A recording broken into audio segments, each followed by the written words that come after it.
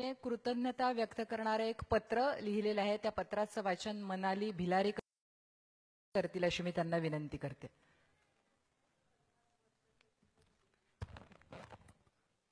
आदरणीय पवार साहेब, सन विवी, खूप वर्षापासून तुम्हाला पत्र लिहायचं मनात होतं. सगळ्या महिलांच्या भावना तुमच्यापर्यंत पोचवायच्या होत्या. तुम्ही आमच्यासाठी केलेल्या अगदी सगळ्या गोष्टींसाठी तुम्हाला थँक्यू म्हणायचं होतं. पवार साहेब, तुमच्याबद्दल आमची एक तक्रार सुद्धा आहे.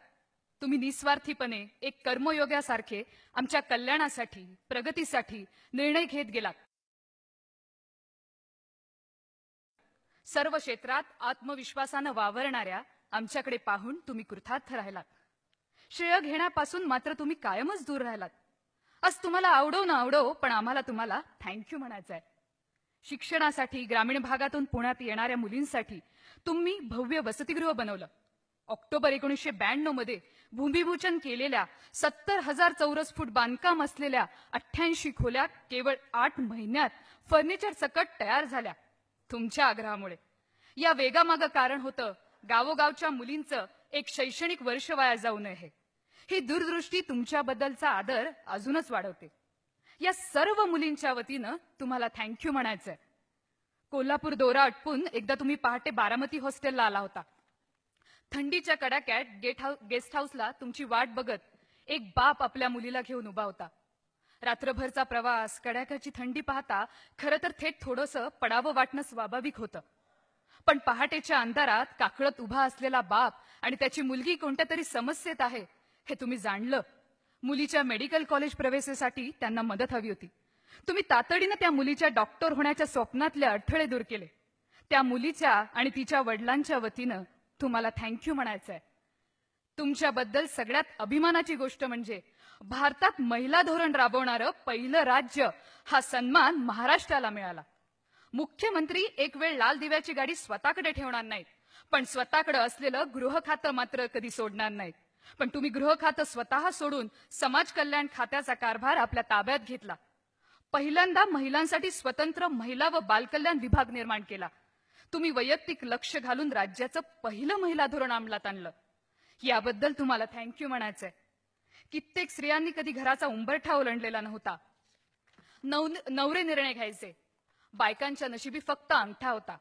पण तुमच्या निर्णयानं महिलांना निर्णय घेण्याचा अधिकार मिळाला. त्यांच्या हातातल्या पाळण्याच्या दोरीबरोबरच सरपंच म्हणून तिरंग्याची दोरी धरण्याचा मान त्यांना मिळाला. दारू ही तर बायकांची सगळ्यात मोठी शत्रू. 75% महिलांनी एकमतानं मागणी केली तर दारूच्या दुकानावर बंदी आणण्याचा क्रांतिकारक निर्णय महिला धोरणाच्या माध्यमातून तुम्ही घेतला. या सर्व महिला भगिनींच्या वतीनं तुम्हाला थँक्यू म्हणायचंय. शहरीकरणाचा वेग झपाट्यानं वाढत असताना एखाद्या मोठ्या कंपनीचा सीईओ सारखं काम महापौराला करावं लागतं. अनेक आव्हानांना सामोरं जावं लागतं. अशा मोठमोठ्या शहरांचा गाडा आत्मविश्वासानं व समर्थपणे हाकत असलेल्या या सगळ्या महिला महापौर भगिनींच्या वतीनं तुम्हाला थँक्यू म्हणायचंय.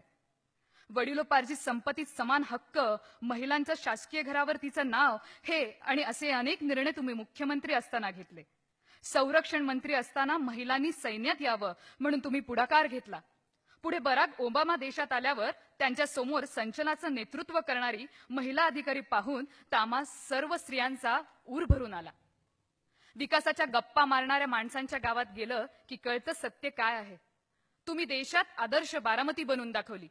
विकास म्हणजे काय हे सांगायचं असेल तर लोकांना बारामतीचंच नाव घ्यावं लागतं. सिंचनापासून ते उद्योगापर्यंत प्रत्येक गोष्टीत अभ्यास असलेला, बारीक लक्ष देणारा नेता म्हणून तुमची ओळख आहे. आपल्या कामात कितीही व्यग्र असताना सोबतचे सहकारी जेवलेत की नाही या गोष्टीवर सुद्धा लक्ष ठेवणारा तुमच्यासारखा नेता एखादाच असतो. केंद्रीय कृषी मंत्री असताना तुमच्या टेबलावरून फक्त फाईल पुढे गेल्या नाहीत, तर अन्नधान्य उत्पादनाच्या बाबतीत देश पुढे गेला. अडचणी आल्या की दिल्लीकडे धाव घेणारे खूप लोक बघितले, पण दिल्लीच्या अडचणीत धावून जाणारा एकमेव नेता आम्हाला माहित आहे आणि ते तुम्ही आहात. नामांतराच्या काळात मराठवाडा पेटलेला होता. कुठल्याही क्षणी भडका उडेल अशी स्थिती होती. पण तुम्ही आपल्या प्रशासकीय अनुभव आणि दांडगा जनसंपर्क वापरून शांततेत विद्यापीठाचा नामविस्तार केला. साहेब, तुमच्या आजाराच्या काळात तुम्ही मुळीच विचलित झाला नाहीत. तुमचा आत्मविश्वास तुमच्या सोबत होताच. त्याचबरोबर तुमच्यामुळे सक्षम बनलेल्या तमाम महिलांचे आशीर्वादही तुमच्या पाठीशी होते. ही ताकद प्रार्थना बनून तुमच्या पाठीशी सदैव राहणार आहे. 27व्या वर्षी आमदार, 31व्या वर्षी कॅबिनेट मंत्री, 38व्या वर्षी मुख्यमंत्री, 91 वर्षी संरक्षण मंत्री आणि पुढे कृषी मंत्री या तुमच्या थक्क करणाऱ्या राजकीय प्रवासाचं सगळ्यांनाच कौतुक आहे. तुमच्या आयुष्यातल्या प्रत्येक टप्प्यावर स्त्रियांच्या सर्वांगीण विकासाचे निर्णय तुम्ही घेऊ शकलात, कारण तुम्ही वारसाच अशा आईचा चालवत आहात.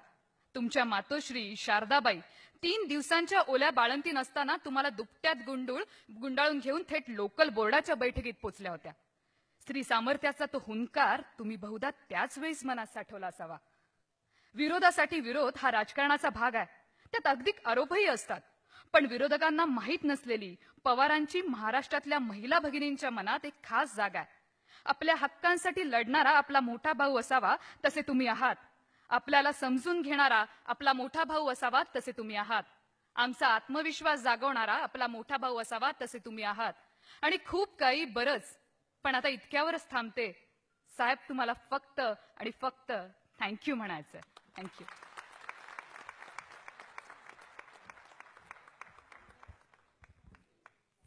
धन्यवाद मनाली.